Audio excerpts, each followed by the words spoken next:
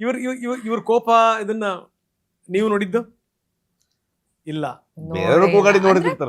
ಅಲ್ಲ, ಕೂಗಾಡಿರೋದು ಸರ್ ಅಂದ್ರೆ ಕೆಲವೊಂದ್ಸತಿ because we were shooting on live locations ಅಲ್ಲ, ಅಂದ್ರೆ ಅಷ್ಟು ಎಲಿಮೆಂಟ್ಸ್ ಇರುತ್ತೆ, ಅದನ್ನೆಲ್ಲದನ್ನು ಕಂಟ್ರೋಲ್ ಮಾಡೋದಕ್ಕೆ ಇಟ್ಸ್ ಅಂದ್ರೆ ಒಂದ್ ಸಿನಿಮಾದಲ್ಲಿ ಈ ಸಿನಿಮಾದಲ್ಲಿ ಅಂಡ್ ಲಾಸ್ಟ್ ಕಾಂತಾರದಲ್ಲೂ ಕೂಡ ಪ್ರಕೃತಿದು ಒಂದು ತುಂಬಾ ಇಂಪಾರ್ಟೆಂಟ್ ಎಲಿಮೆಂಟ್ ಇದೆ ಇಡೀ ಸಿನಿಮಾದಲ್ಲೂ. ಸೊ ಅದನ್ನ ನಾವು ಅಷ್ಟು ಕಂಟ್ರೋಲ್ ಮಾಡೋಕ್ಕಾಗೋದಿಲ್ಲ. ಕೆಲವೊಂದ್ಸತಿ ಜಾಸ್ತಿ ಮಳೆ ಬಂದ್ರೆ we have to stop. So ಆ ಥರ ಒಂದು ಫ್ರಸ್ಟ್ರೇಷನ್ಸ್ ಇರಬಹುದು. ಬಟ್ ಅದೇ ನಾನು ಹೇಳಿದ್ನಲ್ಲ, the team was very strong together.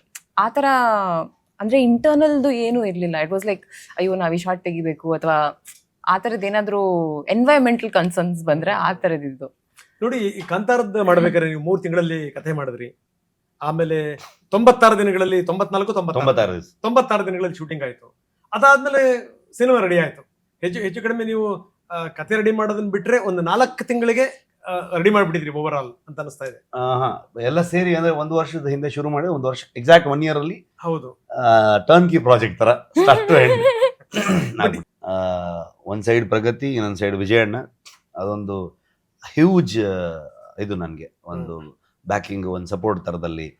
ನಾನು ಶೂಟಿಂಗ್ ಹೊರಟ್ರೆ ಇವಳದು ಹರಕೆ ಶುರು ಆಗ್ತಿತ್ತು, ಇವಳು ಪ್ರೇಮ್ ಮಾಡಕ್ ಶುರು ಮಾಡ್ತಿದ್ಲು.